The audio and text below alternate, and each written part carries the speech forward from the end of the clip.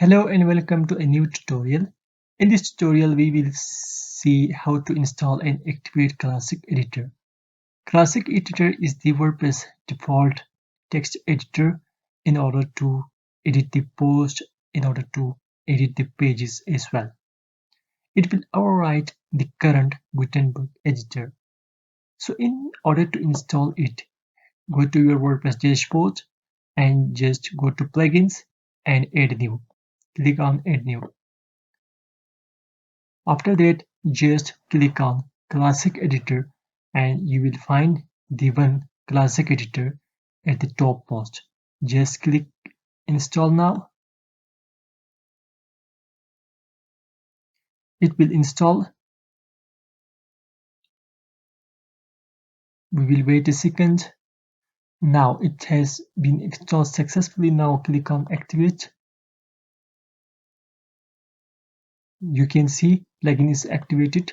Now when you go to post our pages, let's say we want to go to all posts and just click add new, you will see that the Gutenberg editor is now more here. We will see the WordPress default classic editor. You can see post title, dummy post, and here you go. This is the classic editor. From here you can select paragraph, heading 2, let's say my first page. After that we want to add a paragraph. This is a paragraph, and after that if you want to bold this, you can say bold here. You can italic this one. If you want to bullet this one, you can also do this one.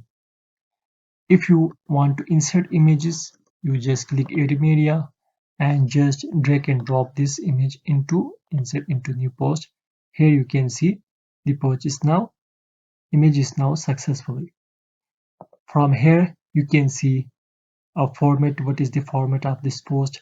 It is a just standard post.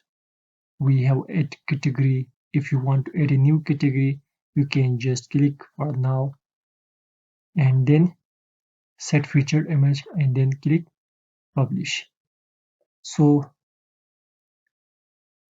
you can view this.